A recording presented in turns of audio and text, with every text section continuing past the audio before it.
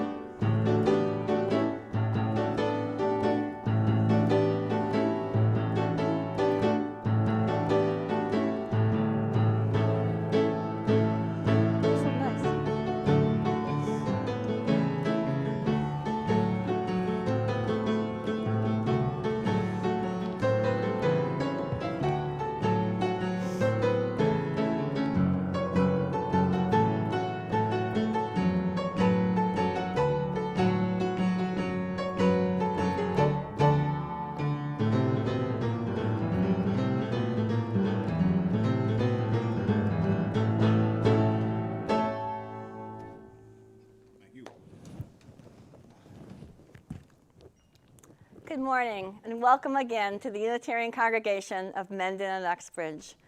It's always my joy to be with you, and I'm looking forward to the day when even more of us can gather in person and worship together.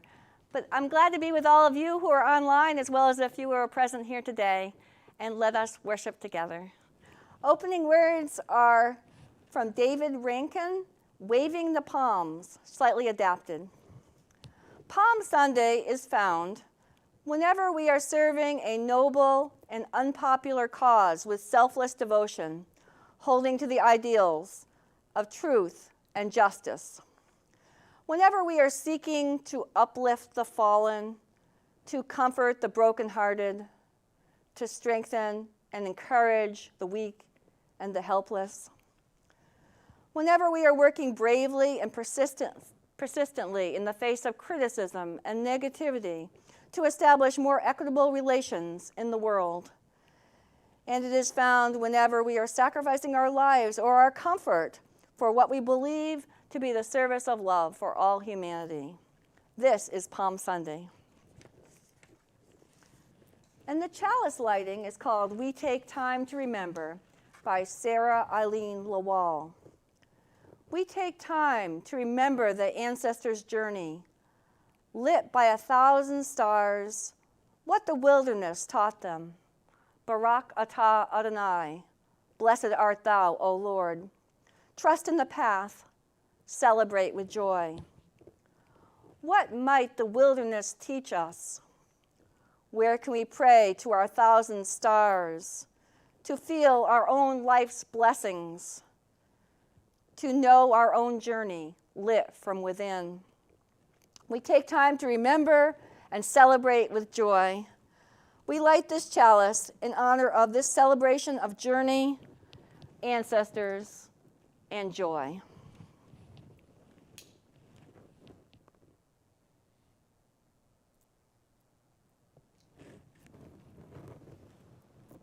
Please join me in saying the congregation's affirmation. Love is the spirit of this church, and service is its law. This is our great covenant, to dwell together in peace, to seek the truth in love, and to help one another. I invite you to send in your joys, concerns, and milestones via the live stream chat during the service, and I will light candles for those things at the conclusion of the service. Today's opening song is Take Me Home, Country Roads. The rendition we know of is by John Denver.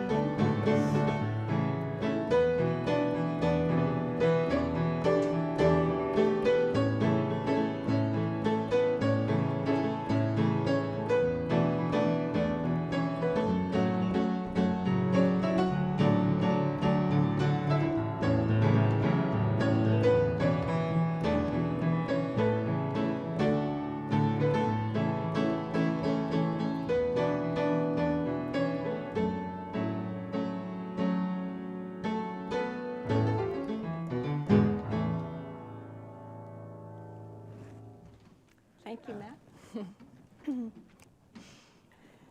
Today's story is called The Golden Ball. The original source is unknown.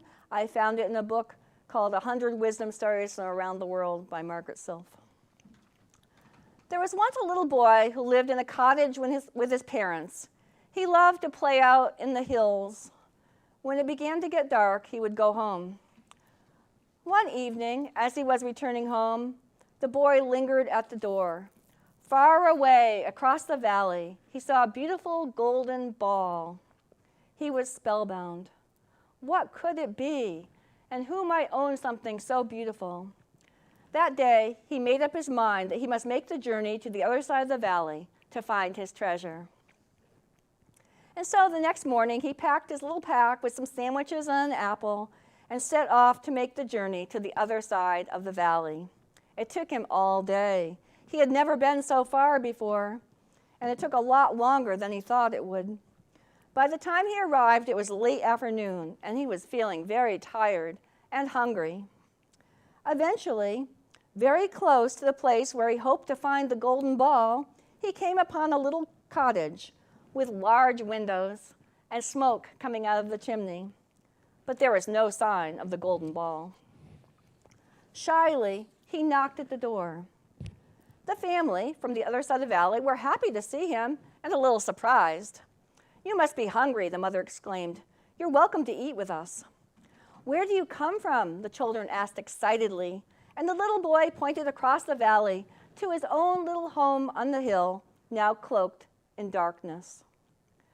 "Well, it's too late for you to make the long journey home again," said the father.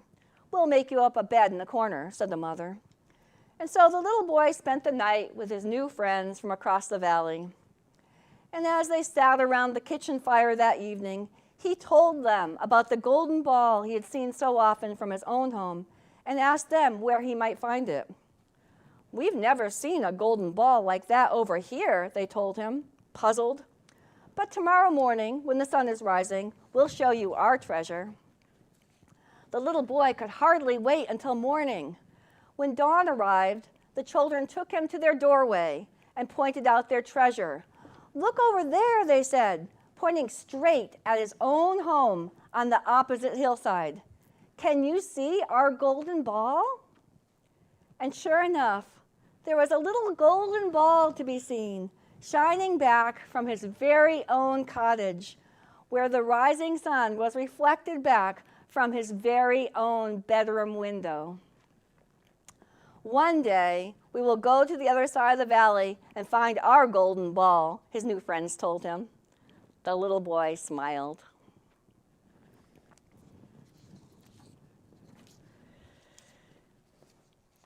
It is now time when we will have the call for the offering and the offertory. We so appreciate those who are able to give of their time, of their talent, and of their treasure. And there is a live stream link on the webpage where you can donate online or send in your check or donate your time. And thank you again for all who are able to do it. Go ahead, Matt.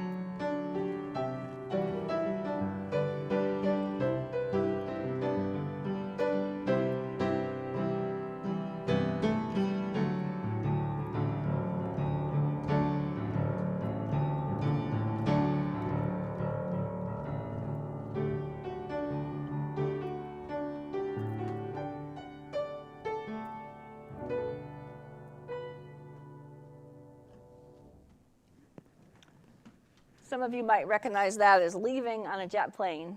I think it was sung by Peter, Paul, and Mary, and also John Denver.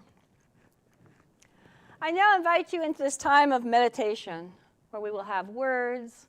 We will continue in that spirit of prayer and meditation as I play my singing bowl, and then Matt will play Spirit of Life.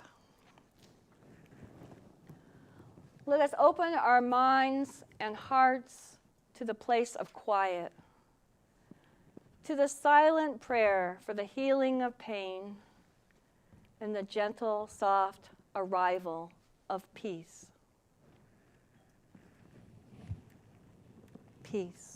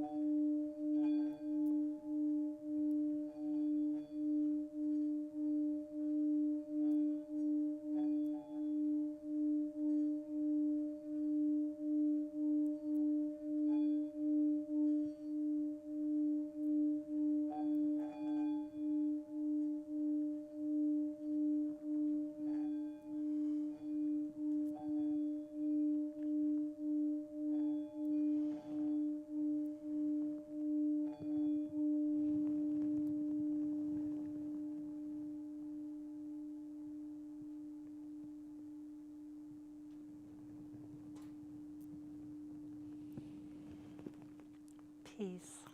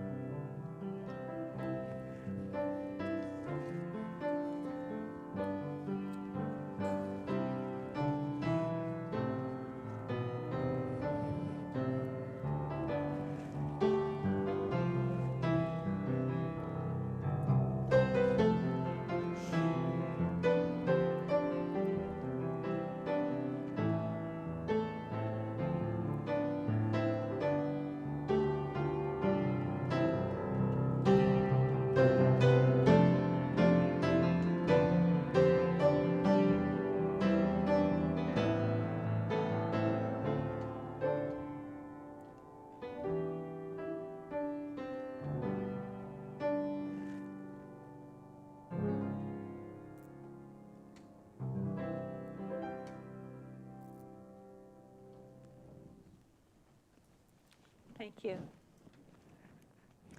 Today's sermon is called Traveling Through, and we will consider the journeys of our lives. Journeys can be about setting out to somewhere new, or they can be about returning back home. At this time in your life, is your journey more about setting out or more about returning home? Sometimes our journeys entail both at the same time. In 2004, I moved my family from the Midwest, where we were living, back to my native New England. This was a journey of returning home for me and also of setting out. My mother was sick at that time, and I wanted to be closer to my parents in Connecticut. I also wanted to finally go to seminary in Boston and follow my dream of becoming a minister. It was a literal journey of about 1,000 miles from Illinois to Massachusetts, and it was meaningful to me, both in terms of returning home and also setting out on a new adventure. I also want to acknowledge that Passover began yesterday evening, and today is Palm Sunday. As I reflected on the theme of journey, I realized that both of these holidays are about journey. Passover commemorates the Israelites' journey to freedom, away from bondage in Egypt. The Passover story is that the firstborn of the Israelites were passed over and thus survived in the time of the plagues, and the Israelites escaped Egypt.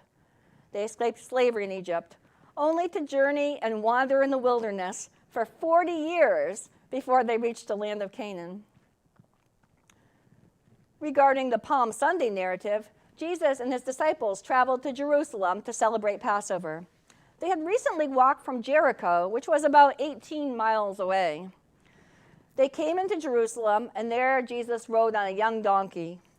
There was a huge crowd in Jerusalem, and people spread their cloaks and palm branches on the road.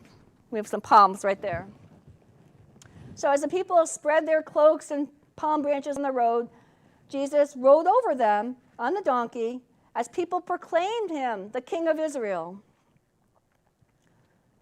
A lot changed over the course of the next week.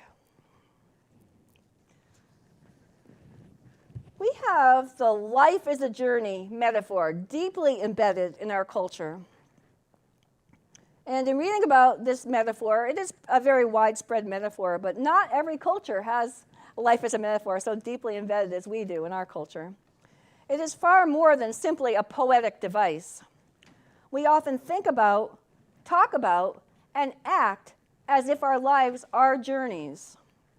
We regularly say things like, "We are making progress." "She has come to a crossroads." How are we going to navigate this?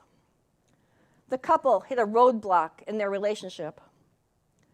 He traveled a different path, and now he has a rough road ahead. I've made a lot of friends along the way. They exhausted all options and came to a dead end. It looks like we have smooth sailing ahead. I'll cross that bridge when I come to it. A baby arrives, and a person who has died has departed. And these are just some of the very many expressions we use that illustrate how we collectively imagine our lives as journeys. And George Lakoff and Mark Turner, in More Than Cool Reason, write that life is a journey is a very flexible metaphor. They write, "To the extent that one views life as purposeful, these purposes are viewed as destinations.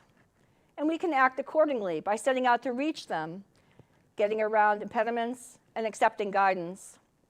Correspondingly, to the extent that we see life as not involving purposes, we can view our journey as wandering and observing the landscape. Thus, do we journey with or without a map?"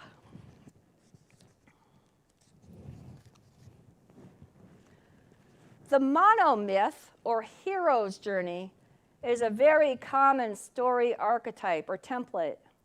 And you can find this hero's journey that Joseph Campbell made famous through art, through literature, through movies, through oral storytelling, all kinds of places where we tell stories, we find examples of the hero's journey. The hero's journey involves a hero who goes out on an adventure and encounters some kind of peril. The hero learns a lesson, faces his or her own shadow self, and defeats an adversary using their newfound knowledge. The hero then returns home. However, the hero is not the same. The journey has changed them. What they have learned has transformed them. So many stories follow this storyline. To name just a few, The Wizard of Oz, Star Wars, Harry Potter. I think this storyline resonates so much with us because we face obstacles and our experiences change us too. Maybe we are not battling monsters and discovering magic elixirs. However, we learn and hopefully become better able to manage challenges in our lives. In any case, we also can't go back to how we were when we were younger. If you return to an earlier point in your journey, you will be different, and the spot on the journey will also be different. There is so much wisdom in this quote, and we don't know who originally said this, but it's a very wise quote. "If, therefore, there be any kindness I can show, or any good thing I can do, to any fellow being, let me do it now. Let me not defer or neglect it, for I shall not pass this way again." We also have journeys within journeys. We might think of some aspect of our life as a journey, such as people might talk about a career journey, or have a journey of parenting, perhaps a journey of coping with an illness, a journey of grief. And there are many more journeys within journeys we may have. A love relationship is often viewed as going on a journey together. Some of the wedding words I've collected talk about that for when I officiate weddings. Of course, people with a spiritual inclination talk about spiritual journeys. Do you have a spiritual journey? I think we all do, whatever our beliefs or lack of beliefs are, because we all are meaning makers. So I believe that each person has a unique spiritual journey. Some religions give members maps to a spiritual destination, such as salvation or nirvana. In Unitarian Universalism, we offer no map to a clear religious destination. We are much more about being on the journey and journeying together in community. Jesus talked about being a particular kind of traveler. The non-canonical Gospel of Thomas is a very early collection of sayings. It didn't make it into what we consider our Bibles today, but it's very early, and some scholars think it's very authentic. And this Gospel of Thomas is just simply a collection of sayings of Jesus. There are no stories, no miracles, no crucifixion or resurrection, not even any mundane events in Jesus' life, just things Jesus said. And in saying number 42, Jesus said, "Become passers-by." That is the whole saying. Become passers-by. One who passes by is on a journey. That person is moving along and not staying in one spot. They know that they are a pilgrim on this earth. One who passes by does not get attached. They don't cling to the things that they pass by. If you try to hold on to a form of something as you know it right now, it won't work, and you will be stuck because everything is changing. You're changing, and whatever you're trying to hold on to is also changing. In Buddhism, the root cause of all suffering is attachment. So if we release our attachments, we won't suffer. Many streams of Buddhism tell us. If we are aware that we are constantly moving and changing, just like everything else is, we can savor each moment as we know it will never come again. If we accept the constant flux of change as we travel through our lives, we will have peace because we're accepting things how they really are, not wishing things to be different. And the savoring can be so much sweeter as we will understand every moment to be precious.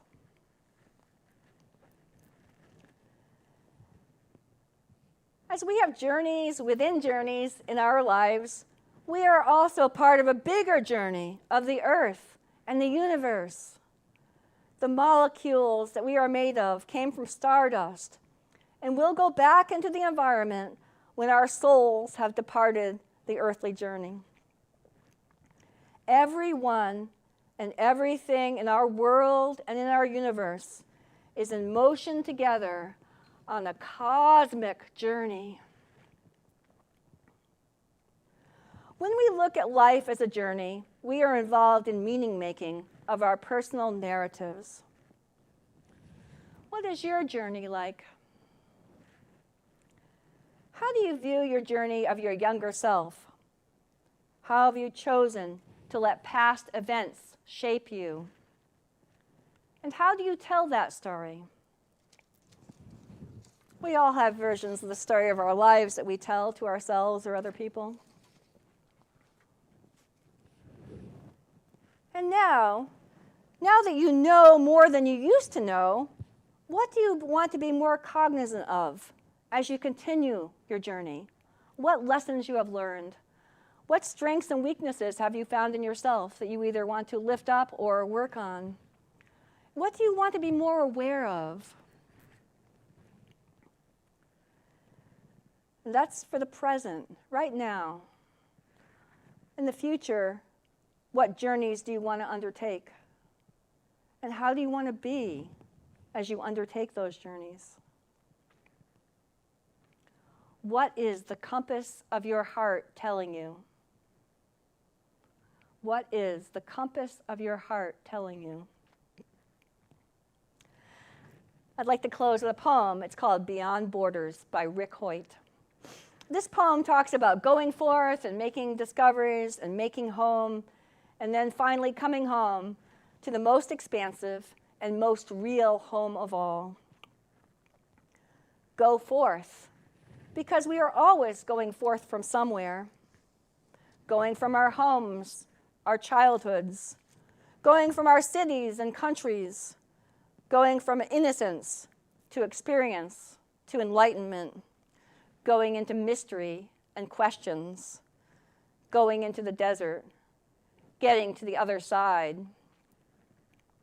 Go forth. Leave behind the comfort and community of one place. Head into the anxiety and loneliness of another. Carry with you the love and laughter of this place and let it light your way. Carry with you the wisdom you learned and the good memories. They give strength for your journey.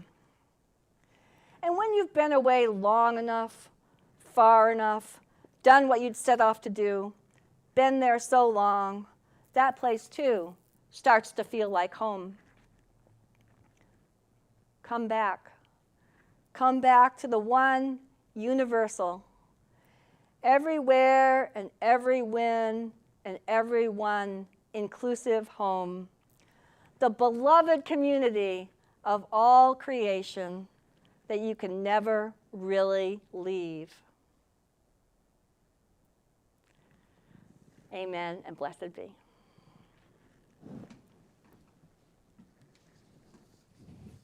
This will be where climbing taketh life.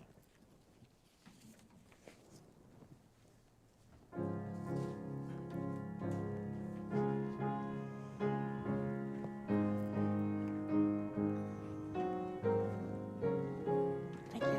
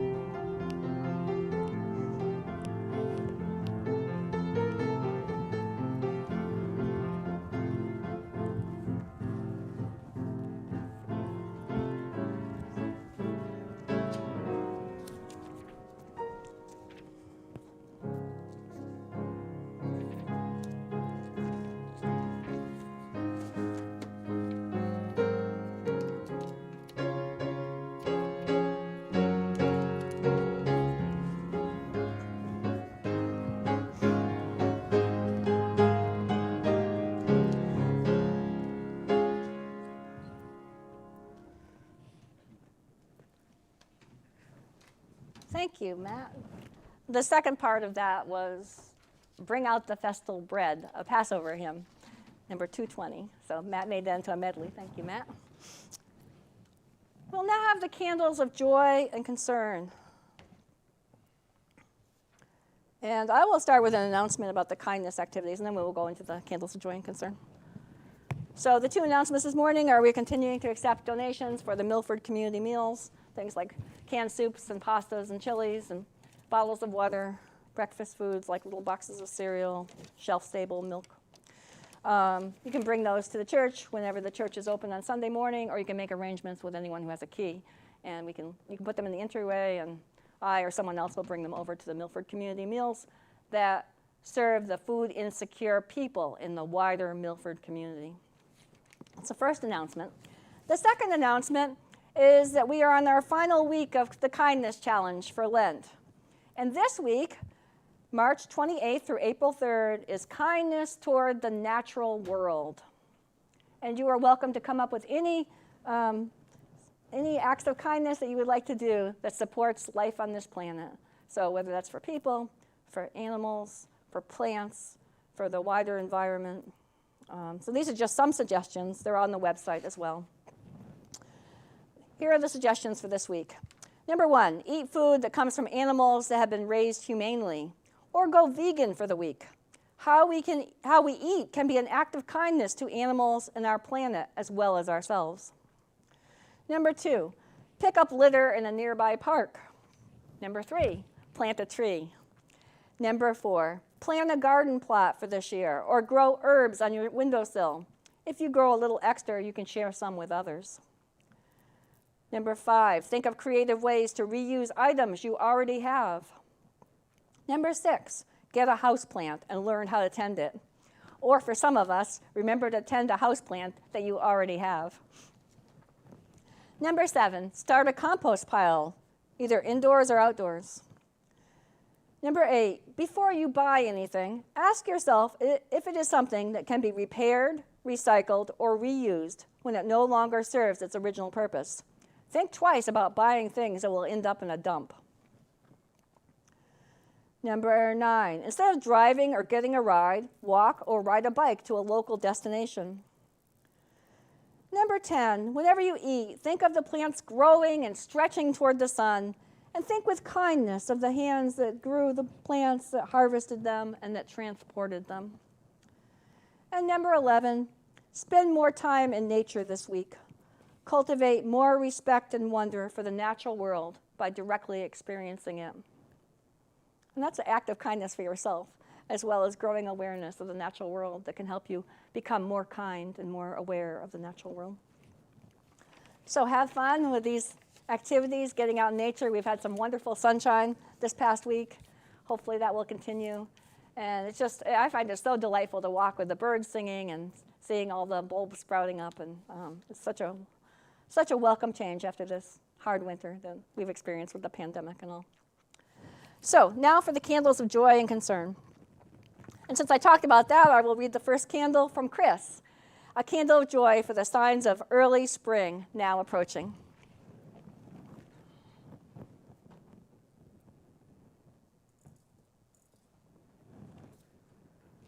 And then I have 2 sad candles. So I found out this month that a previous minister you had, Cindy Fredo Chetwynd, now goes by Cindy Fredo, has cancer. And when I found this out, she had posted on Facebook earlier this month that she's in stage 4 of cancer. And then just last night I looked for an update, and her stepdaughter had posted that she's now in hospice. So this is for Cindy, thinking of thoughts of comfort and strength and peace for her at these closing days of her journey, and also for her family.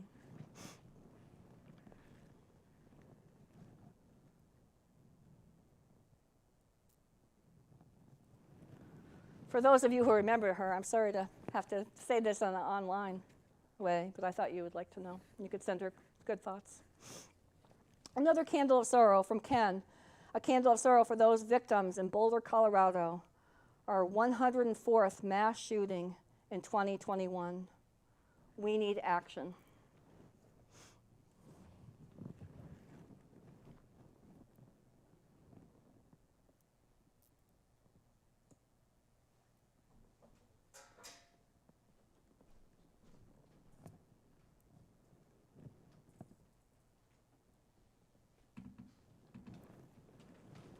And now I would like to do something a little bit different. I would like to invite the few members of the congregation that are present today to come up and light their own candles for joy and concern. First, we have Peter. Another candle in celebration of winter's gone past and spring. You don't have to wear the heavy clothes. It's the end of mud season. And that also means a candle of celebration because the end of sap season. Short but sweet. And a candle along the lines of reusing. I'm fixing up a house. You buy an 8-foot stud. You use 7 feet. You're left over with a foot. Throw it in the dumpster? No. Bring it home, burn it. While you got a big pile there and you got a mud pile going out to your wood pile, take all those pieces and make a sidewalk.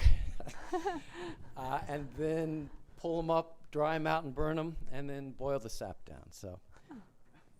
Wow. and a final candle of joy for living in the country and the privilege of doing an annual burn, sitting outside and watching all those dead leaves and twigs breaking. David. Do you have any candles? Do you have any candles? Okay, let's see. A candle of joy first for Patricia, being published in the Mendon Upton Town Crier for the Thank first you. time. Thank you. Hopefully this is going to be a monthly event. Yeah, go ahead. Maybe. Let's see, and a candle of concern for the robin. He seems to have some sort of love affair with the mirrors on our vehicles. And we're hoping that he gets over this real soon. And we also hope that the skunk who's been living in our cellar has moved out.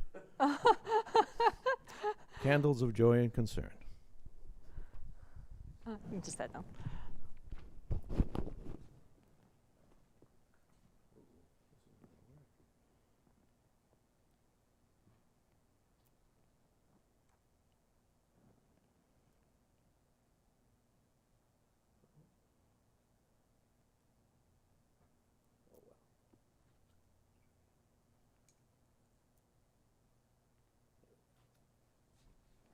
Peace.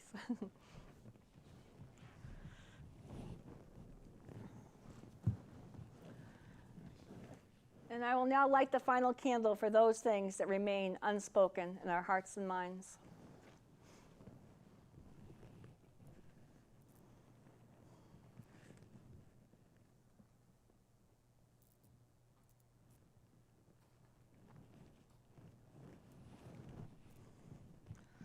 I'm so happy. It was suggested to me this morning that the members that are here could light candles themselves and say their own joys and concerns. I'm hoping that as things are starting to open up a little more, we can continue this practice. Because it's lovely to hear from them themselves instead of just me saying them. And of course, writing in online is still going to be an option at this time. So, I want to announce the postlude. That will be, after a few more elements, it will be Don't Stop Believin' by Journey. And now the closing words. Closing words by another person who was connected to this church, I think as a student minister, Andrew Paluca. There are miles behind you. There are miles behind you and many more ahead as you journey on toward wholeness. May all that is good and true guide you on your way. May the joy of love lighten every step and the miracle of life be ever in your sight.